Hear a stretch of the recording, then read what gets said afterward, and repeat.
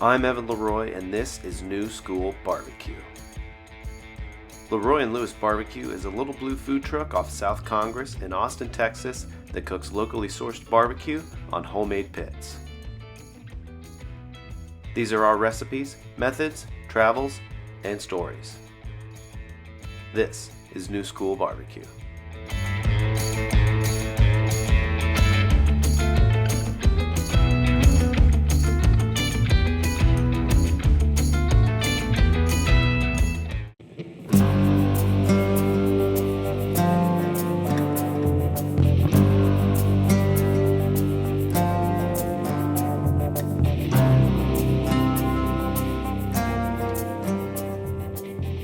We are making brisket guisada today. Carne guisada. The idea is a dark brown gravy that's scented with cumin and a little bit of chili. A lot of barbecue restaurants, they will cook a lot of briskets, maybe overshoot their par a little bit, and then they'll have a bunch of leftover meat that they don't know what to do with. Maybe they'll vacuum seal it whole and ship it, or sell it frozen whole. Maybe they'll just chop up the lean and make like a boudin. There's 100 million different things you can do with chopped up leftover brisket. We're just going to get to show you one of them right now. Just quickly running through the process on the carne guisada. What we're going to do is make a gravy. We're going to start with a roux, beef tallow, and flour, and we're going to cook that until the flour browns, and then we're going to add some beef stock. Then we're going to reinforce that with beef bouillon to really accentuate the beefy flavor. Beef stock, beef bouillon, beef brisket, and beef fat. We are going to add a little bit of cumin, and we're going to add a chili puree, much like the same chili puree we make for the chili. Tomorrow we'll heat it up with the brisket in it, and then everything will get nice and marry together and be really lovely.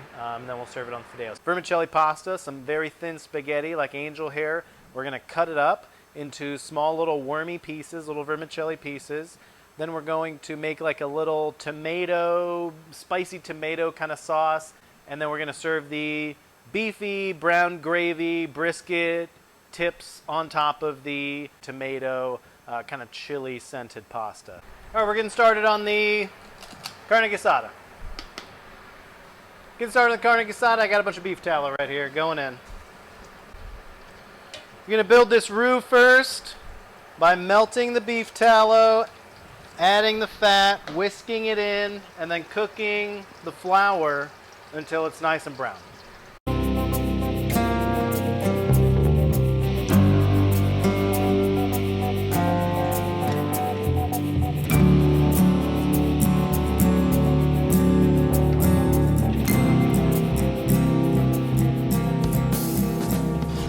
So we can see the roux looks very, very white at this point. This is a blonde roux. We're going to take this all the way to a dark roux. It's not going to be quite a dark black color, but it's going to be more of like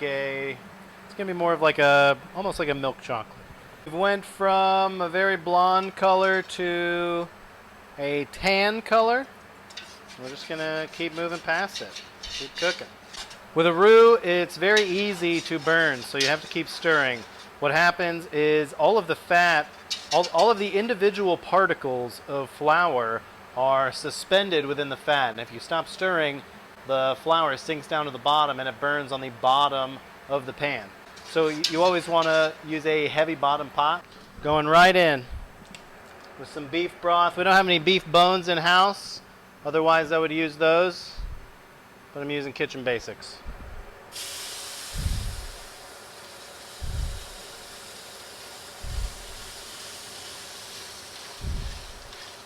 Careful, the steam burns on this too.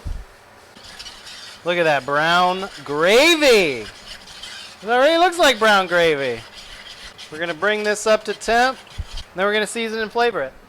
Oh my God, it smells like brown gravy. It smells so good.